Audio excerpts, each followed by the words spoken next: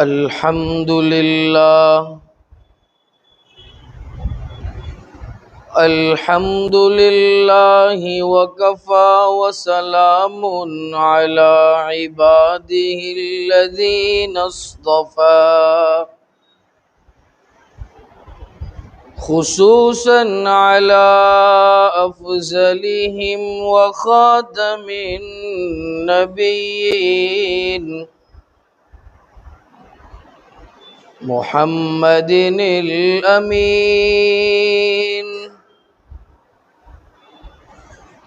وعلى آله وصحبه أجمعين أما بعد أعوذ بالله من الشيطان الرجيم بسم الله الرحمن الرحيم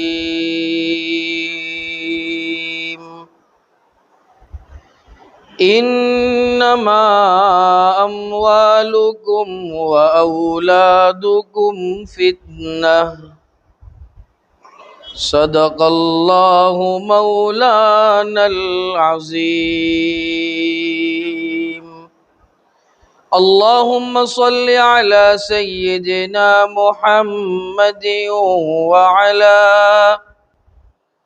وعلى آل سيدنا محمد وبارك وسلم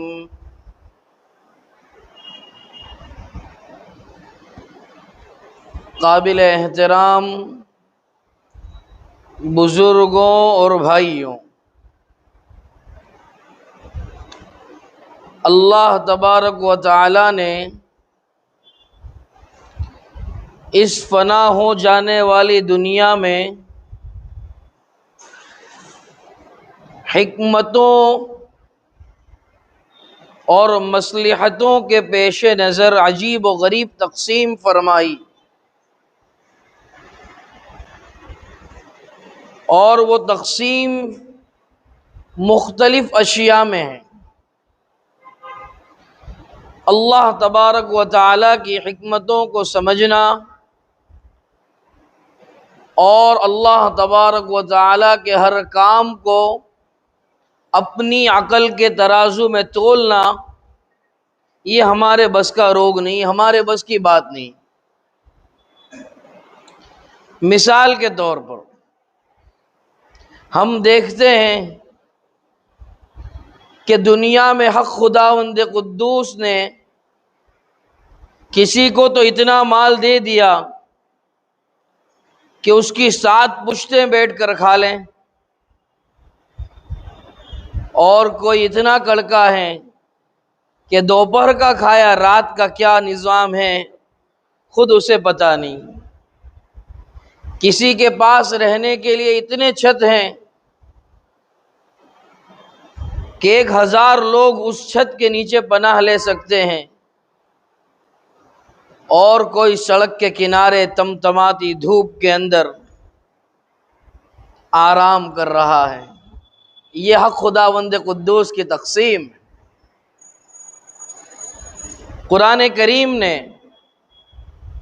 اسی تقسیم کی طرف اشارہ کیا کہ ان تقسیمات کے ذریعے اللہ تبارک و تعالی ہمیں آزمائیں۔ فرماتے ہیں انما اموالکم و اولادکم فتنہ، کہ تمہارا مال اور تمہاری اولاد یہ آزمائش کے لیے ہے، تمہیں آزمایا جائے گا مال دے کر، اولاد دے کر۔ کہیں مال کے نشے میں تم اتنے دھت تو نہ ہو گئے کہ اس مال کو دینے والے کو تم نے بھلا دیا، کہیں اولاد کی محبت میں اور اس کے لاڑ پیار میں اتنے اندھے تو نہیں ہو گئے کہ اس لاڑ پیار کے اندر تم نے شریعت کی حدود سے تجاوز کر دیا، اللہ کو ناراض کر دیا اولاد کو راضی کرنے میں۔ آج کل دنیا میں دوستوں کیا ہو رہا ہے؟ سارا کھیل، ساری سیاستیں ساری حرکتیں، ساری چال بازیاں، سارے نظام کا مدار آج لوگوں نے مال کو قرار دیا۔ عزت تو مالدار کے پاس، عزت تو عیالدار کے پاس، عزت تو بنگلے باڑی والے کے پاس، یہ ہماری ذہنیت۔ لیکن ایمان اور قرآن اور نبی کی تعلیمات ہمیں کس بات کی تعلیم دیتی ہیں اور کیا سبق پڑھاتی ہیں کہ یہ مال سے، یہ متاع سے، یہ دنیا کے بنگلے باڑیوں سے دوستو کچھ نہیں ہوتا، ہوتا ہے مال دینے والے کی اہمیت کے دل میں ہونے سے۔ اور آپ لوگ اس تقریر سے کہیں یہ نہ سمجھنا کہ مال کمانا اور مالدار ہونا برا ہے۔ اگر مالدار ہونا برا ہوتا تو حضرت عبد الرحمن ابن عوف رضی اللہ تعالیٰ عنہ کو اللہ تبارک و تعالیٰ نے جو مالداری عنایت فرمائی تھی، وقت کے امبانی اور اڈانی کے پاس بھی اتنا مال نہیں، اتنا مال حضرت عبد الرحمن ابن عوف رضی اللہ تعالیٰ عنہ کے پاس تھا۔ حضرت عثمان غنی رضی اللہ تعالیٰ عنہ بڑے مالدار صحابی گزرے ہیں، اور نبی کریم صلی اللہ علیہ وسلم نے یکے بعد دو اپنی بیٹیاں حضرت عثمان ابن عفان کے نکاح میں دی۔ مالداری تو اصحاب میں بھی تھی، لیکن اس مال کو اللہ کی نعمت سمجھنا اور اس مال کو ضرورت کی چیز سمجھنا اور وہ مال دینے والے کی راہ میں مال خرچ کرنے کے جذبات رکھنا، یہ مال کا حق ادا کرنا۔ مال ہمارا نہیں ہے، مال اس کے دینے والے کا ہے، جس نے ہمیں دیا ہے وہ اللہ کی ذات ہے، اور ہم اس مال کے چوکیدار ہیں، ہم اس مال کے واچ مین ہیں، ہم اس مال کے نگران ہیں۔ روز محشر ایک ایک پائی کا ہمیں حساب دینا پڑے گا۔ اگر فضول خرچی کی تو ایک پیسے کا حساب دینا دوستو مشکل ہو جائے گا، اور اگر اللہ کی راہ میں لگایا تو وہ مال ہمارے لیے باعث رحمت اور باعث نجات بنے گا، اور اللہ تبارک و تعالیٰ کے یہاں ہماری مغفرت کے لیے وہ مال کھڑا ہو جائے گا کہ اللہ تو نے مجھے اس کے گھر میں دیا، اس کی ملکیت میں دیا، اس نے مجھے تیری راہ میں خرچ کیا۔ لیکن دوستو آج کل ہمارا مزاج کیا ہو گیا؟ دیکھو مالداری اللہ کے رسول صلی اللہ علیہ وسلم کو بھی ملی، اللہ کے رسول صلی اللہ علیہ وسلم کو بھی کہا گیا کہ اگر آپ چاہیں تو یہ احد کے پہاڑ کو سونے کا کر دیا جائے کہ یہ آپ کے ساتھ چلتا رہے، لیکن اللہ کے رسول صلی اللہ علیہ وسلم نے مال و متاع کو اختیار نہیں کیا۔ اور ثعلبہ نامی ایک شخص جو حضور اکرم صلی اللہ علیہ وسلم سے بار بار اس چیز کا تقاضا کرواتا تھا کہ میرے پاس مال بڑھ جائے، تھوڑا کچا ایمان تھا اس کو، اللہ کے رسول فرماتے کیا ضرورت ہے مال کی، کیوں مال و متاع کے پیچھے اتنا پڑا ہے؟ کیا پھر بھی دعا کر دیتے مال بڑھ جاتا، دعا کر دی۔ اب پہلے کے زمانے میں تو مال میں کیا ہوتا تھا؟ اونٹ، بھیڑ، بکریاں، یہ سب چیزیں ہوا کرتی تھی، خوب مال آ گیا۔ اب زکوٰۃ وصول کی جاتی تھی، اس زمانے میں نبی کریم صلی اللہ علیہ وسلم کے کارندے ہوا کرتے تھے۔ اب زکوٰۃ دینے کے لیے جب لوگوں کے پاس گئے تو اللہ کے رسول صلی اللہ علیہ وسلم نے فرمایا، جو زکوٰۃ وصول کرنے والے تھے، کہ ثعلبہ نے بہت مال مانگا تھا، بہت مال بڑھ گیا، اس کے پاس بھی جانا۔ اب جب گئے تو مال کی گرمی دوستوں اللہ تعالیٰ حفاظت فرمائے، مال کے نشے میں اور اس کی گرمی میں آدمی کچھ بھی کہتا ہے، کچھ بھی بکتا ہے۔ وہاں گئے ثعلبہ کے پاس، کہا کہ یہ زکوٰۃ اللہ کا حق ہے، وہ وصول کرنے آئے۔ تو آنکھیں تیز ہو گئی، بھویں چڑھ گئی، تو کہا یہ تو ٹیکس ہے، جاؤ پھر سوچ لیتا ہوں، اس پر تھوڑا غور کرنا پڑے گا۔ پھر آئے تو کہا ابھی باقی ہے، میں پھر حاضر ہوتا ہوں، پھر جواب دیتا ہوں۔ اور اس زکوٰۃ کو ٹیکس کا نام دیا گیا، اس اللہ کے حق کو ٹیکس کا نام دیا ثعلبہ نے۔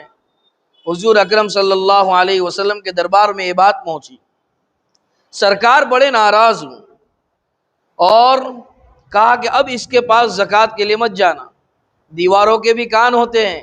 ثعلبہ کو خبر پہنچائی گئی کہ اللہ کے رسول تجھ سے ناراض، تو وہ بکرے لے کر تگڑے تگڑے دوڑا سرکار کے دربار میں، اور دوڑتا ہوا گیا، کہا اللہ کے رسول یہ میں آپ کے لیے۔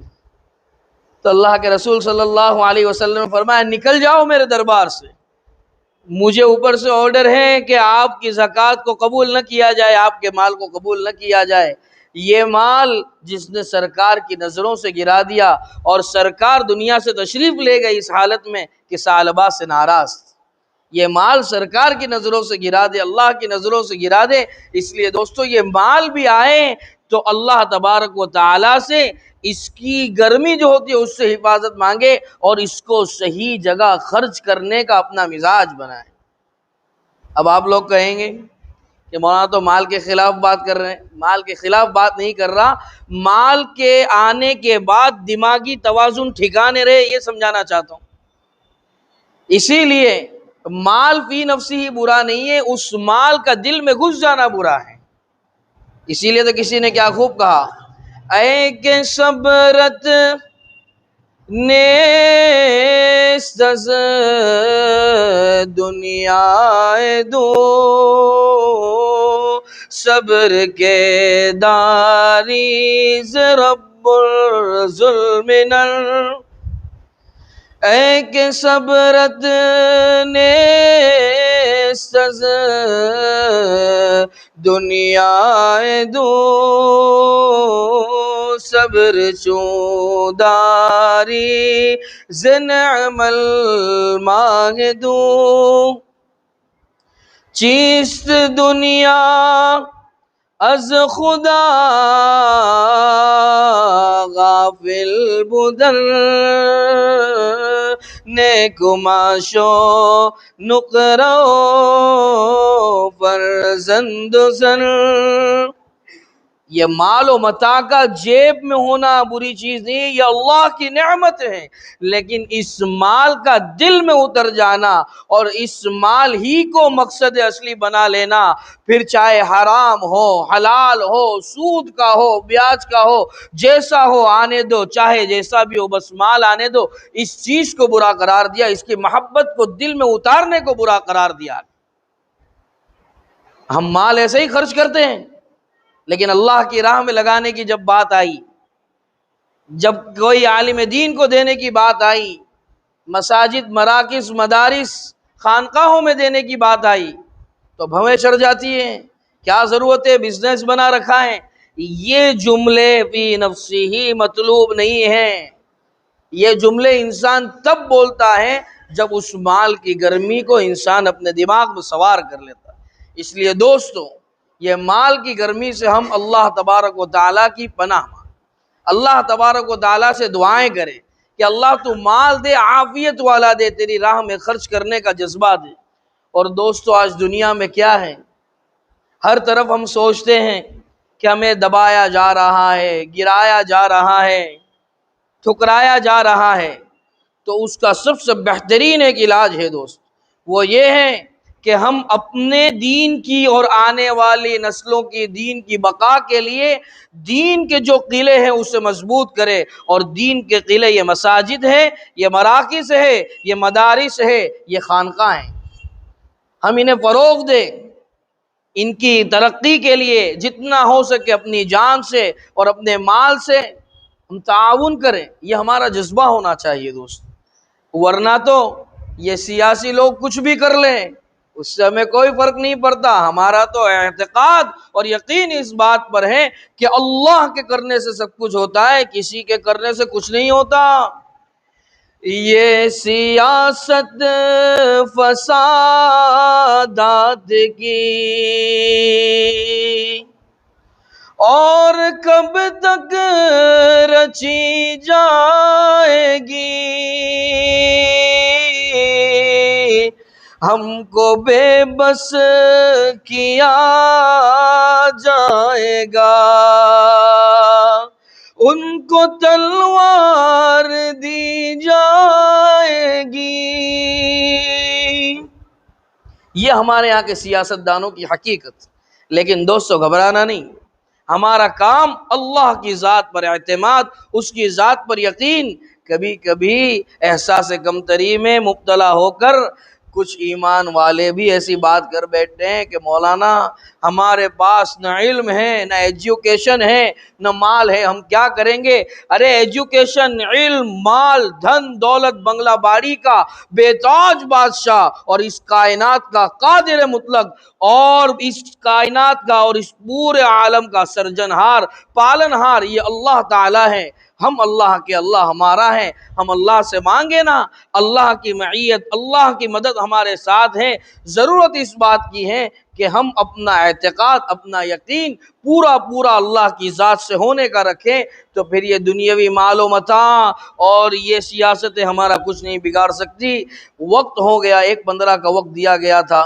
بلا تاخیر میں اپنی بات کو ایک آخری نصیحت پر ختم کروں گا کہ دوستو، ہم اپنی زندگی کا مقصد اللہ کی رضا اور رسول کی اتباع کو بنائیں۔ یہ مال و متاع آج ہیں، کل نہیں ہے۔ حق خداوند قدوس ہمیں سننے سے زیادہ عمل کی توفیق عطا فرمائیں۔ وآخر دعوانا ان الحمد للہ رب العالمین۔